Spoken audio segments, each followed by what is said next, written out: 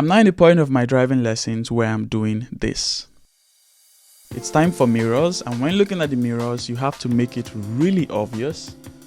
Actually, this is just an exaggeration. I see a lot of videos online. When you're having your driving test and you have the supervisor, you have to make it obvious to the supervisor that you are looking at the mirrors. So you see a lot of videos with people exaggerating, but it's actually not that bad. You just have to look at the behind mirror, the left mirror, well, you don't have to move your neck. Behind mirror, left mirror, and over your shoulder on the left, and same thing for the right. Anyways, today was day 7 in my driving lessons. Last video I made was day 3, so it's been 4 lessons so far, and there's been a couple of progress, and I can also pat myself on the back for getting better. One of the highlights of my journey so far was one time when I changed to gear 2 without even looking at the gears. So when I started learning, I was very conscious of when to go to gear 1 to gear 2, but there was one time when I changed to gear 2 and I didn't even realize it. That little moment for me was beautiful because in my head I was like, I just changed the gears without even realizing it. I just did that so unconsciously. Another area I've grown is that at the beginning I was pressing the clutch almost every time. It just felt like the safest thing to do. Whenever I wanted to change the gears, I pressed the clutch. Well, that's obvious. But even when I wanted to press the brakes, I had to press the clutch. If I wanted to turn, I had to press the clutch. It just felt like when you have the clutch pressed,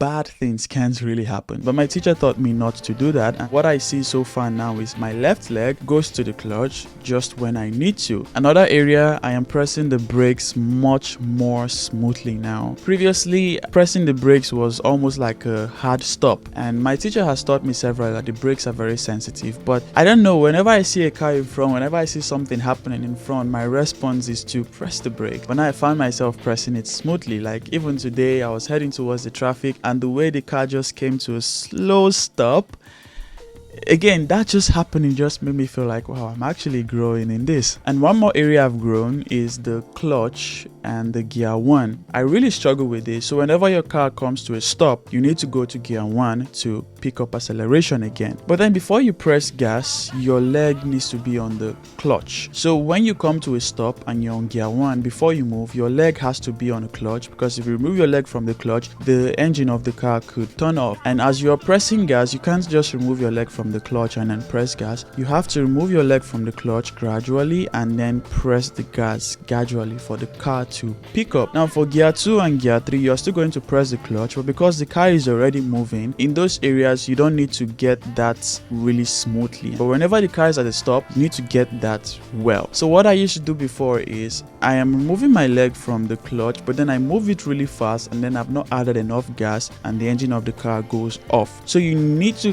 get it really good for the car to pick up without shaking or going off. And again, I used to struggle. My left leg would usually finish going up before I press the gas. After some practice, I now find myself doing it much more smoothly. Not accurately smoothly, but I'm getting there. And I think today there were only 2 moments where I had that clutch problem, but for the remaining times it was smooth.